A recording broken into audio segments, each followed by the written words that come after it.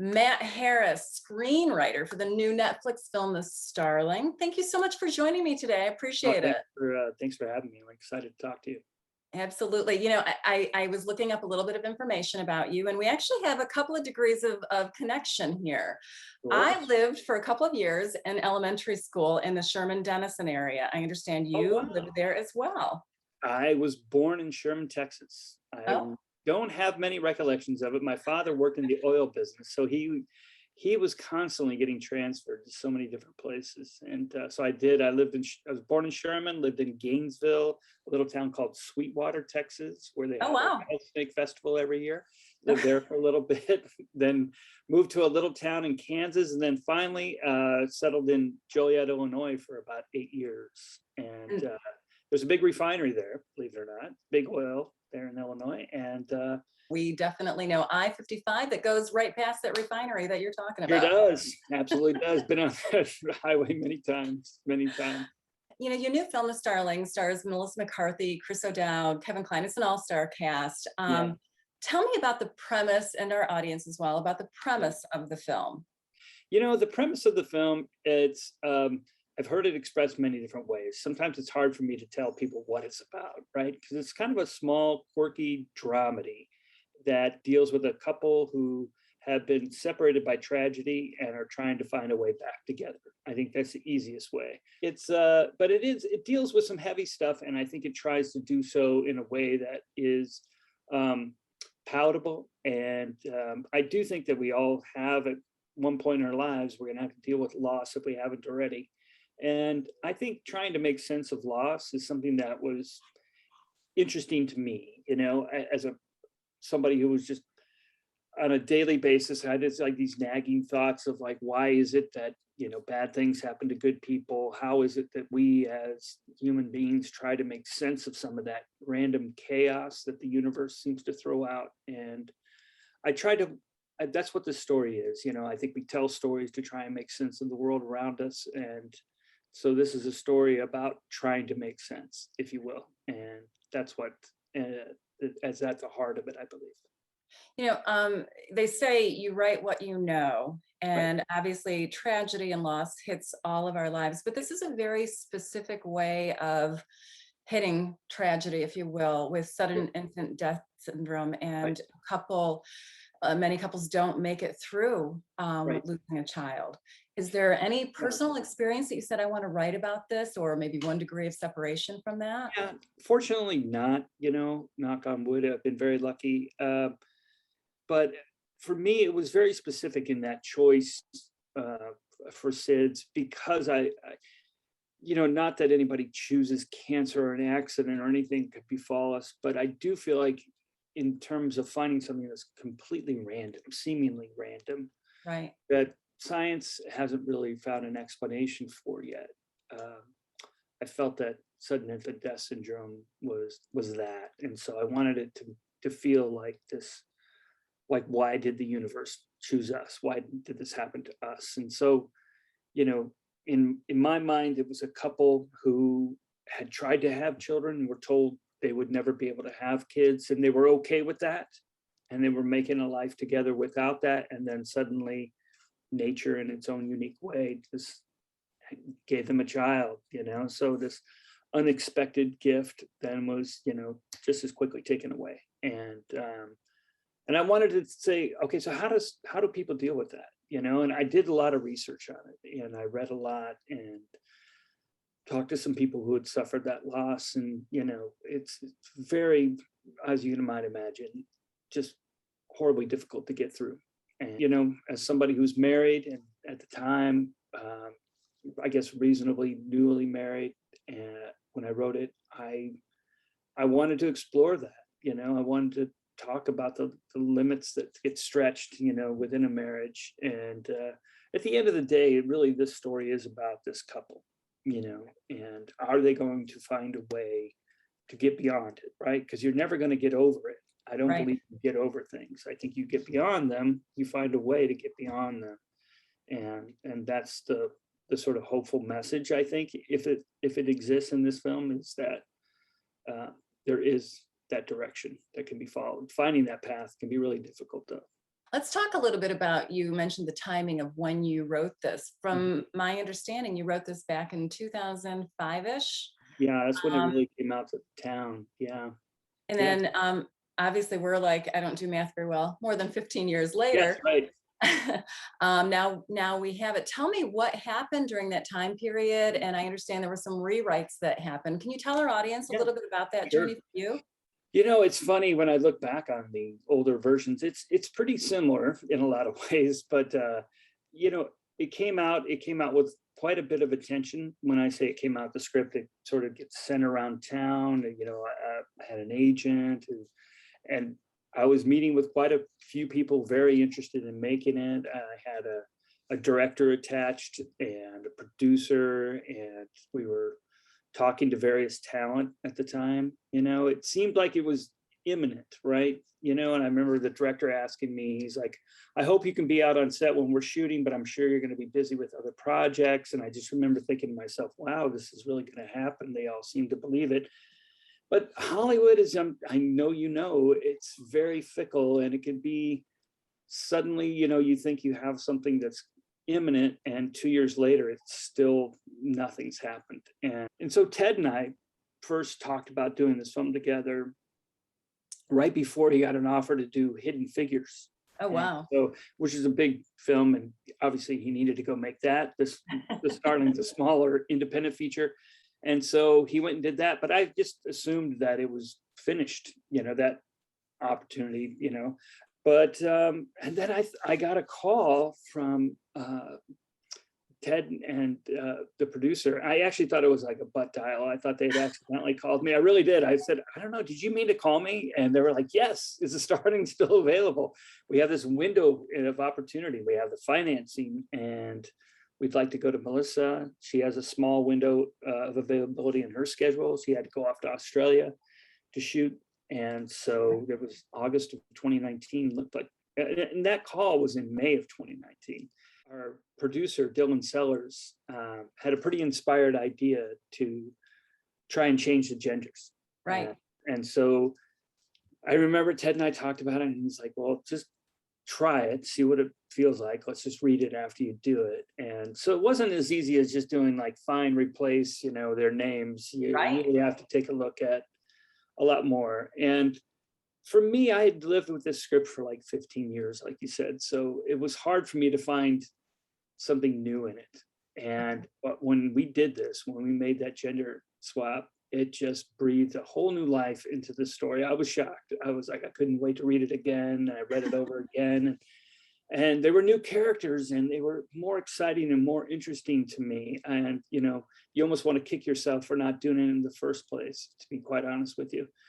Bringing comedic actors like Melissa McCarthy and Chris O'Dowd, who are known for Bridesmaids together, Yeah. and lots of other wonderful comedies. I Mhm. wouldn't describe this as a comedy, but it definitely has some moments of humor in it that are relatable, and some just fun.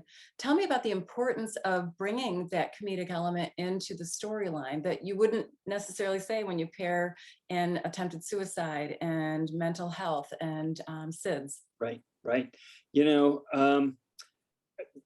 I think Melissa's been saying it best. I've heard her say, you cry at weddings, you laugh at funerals, and that is sort of real world. And for me, part of the storyteller, I wanted to use comedy as a bit of a Trojan horse to be able to deliver, depth and drama and tragedy.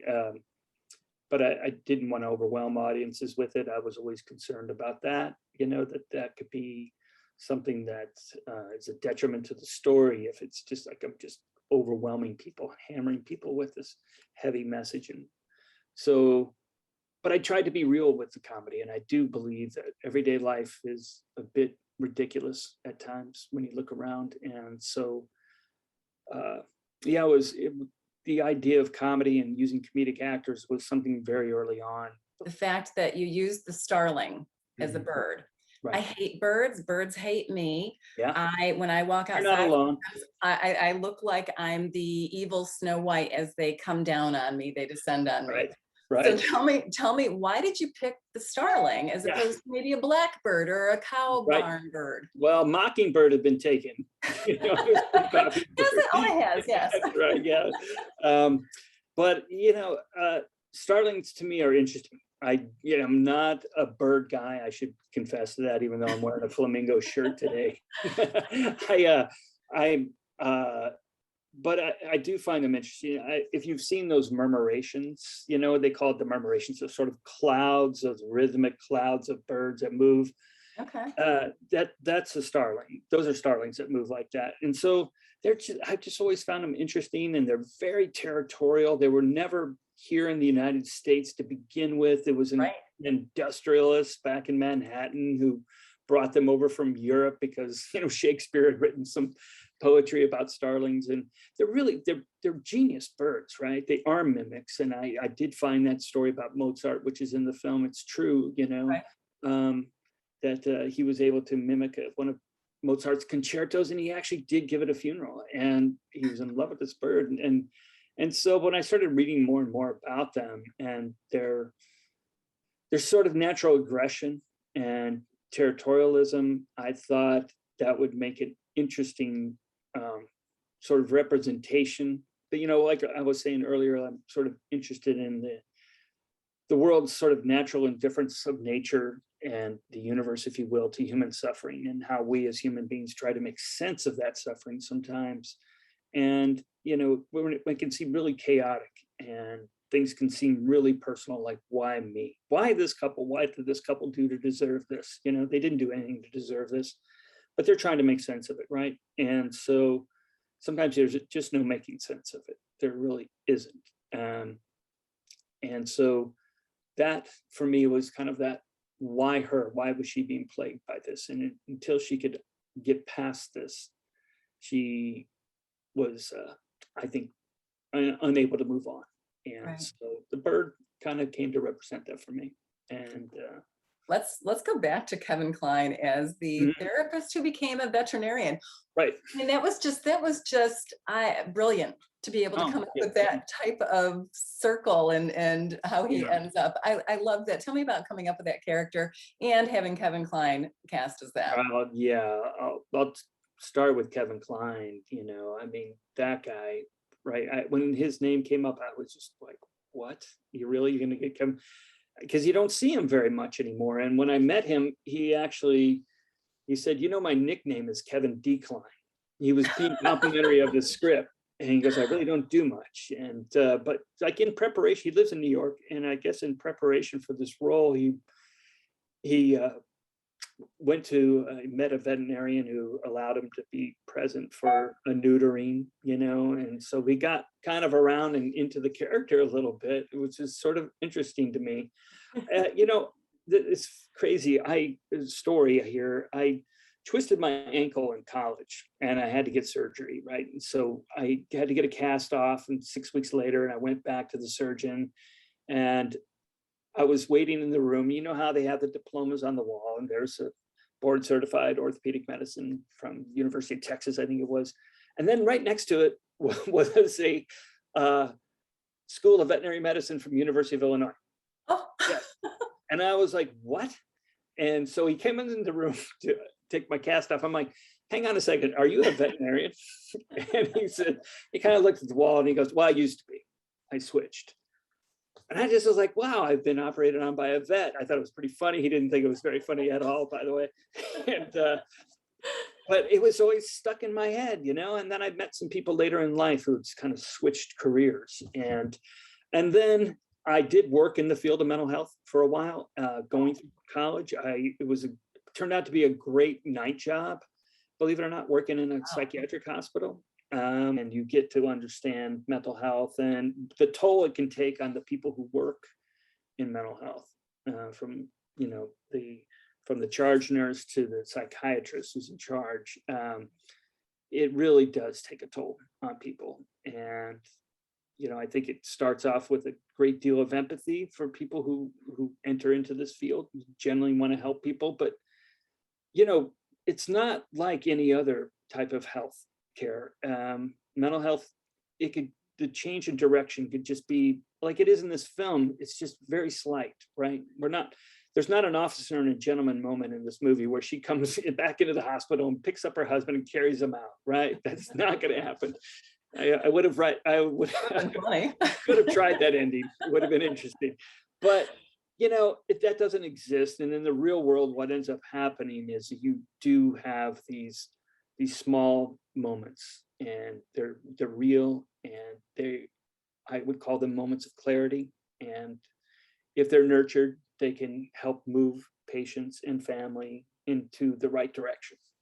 And so that's what I believe, the opportunity that's there from in a psychiatric hospital. That's what it provides. I've seen people who couldn't give any more of themselves, and that's kind of the danger. I think when you work in psychiatric field, you have to be careful not to give too much of yourself. Right. Right. And I think you can see by his sort of kindness and compassion that he brings to the job as a vet, remains that outlet for that sort of bottomless empathy that he seems to have. But he's now in a place in his life where he's cautious of giving too much of himself. And Right. so, she brings that out of him. And I always imagined kind of a symbiotic relationship between the two. Yeah. He's aiding her and she's bringing him back. And you see a little bit of that at the end where he's, not just helping people with their pets. Yeah, he's kind of talking to them as well, Yeah. No, and with the mental health, do you feel like even though this took, 16 years to get out onto screens for people to see, mental health has definitely come to everyone's forefront of their mind. Do you feel like in some ways maybe the timing is even better now than it would have been Well, 15 that's years a great ago? point. It's a really good point. It really has, hasn't it? We're openly talking about, from athletes to performers. You hear it all the time now. You're right. And I'm really glad too, because even when I worked in mental health, I still think it was surrounded a bit by embarrassment, and somehow it's a weakness, right? It's always Right. been considered, somehow a failure of will, and we know now, and I think people are understanding now, especially with what we saw in the Olympics, for example, with Simone Biles. I just Yeah. thought it took such courage, for them to speak out like they did and to share their experience. But I think you're right. Maybe it is the right time, and they're seeking help. It's real. These people can help. They really can. And sometimes the biggest step, as it was in the case, I believe, of the character Jack, her husband, was being willing to listen, and Right. not just ask for help, but being willing to listen and to talk and to share his experience and to be honest. You know, um, that's a crack in the door, right? That we're Right. all looking for. It's just that little bit of faith that leads to hope, and that ultimately leads to change. And it's not, like I said, it's not a bolt from the blue. Can't. Right. I have one last very important Sure. question for you. Yes, Having grown up part of your childhood in Joliet, and Melissa McCarthy is from Plainfield, right next door to Joliet. right. Did you guys have any conversations about that? Sure did. She used to go to where her family used to go to church. We used to go, it was right down the road from us. Oh, in St. really? Mary's in Plainfield. And so, like, a lot of times we would race over to St. Mary's on a Saturday because you could catch the afternoon mass and get your, check that box. And so we were trying to figure it out. We were pretty sure we've been at church at the same time in our lives at some point. So yeah, right down the road. Very good. Matt Harris, thank you so much for sharing all your insights about The Starling, which is showing beginning on Netflix on September 24th. Thank you so much. Great to talk Thank you with so you. much. Thank you, Pamela. Appreciate it.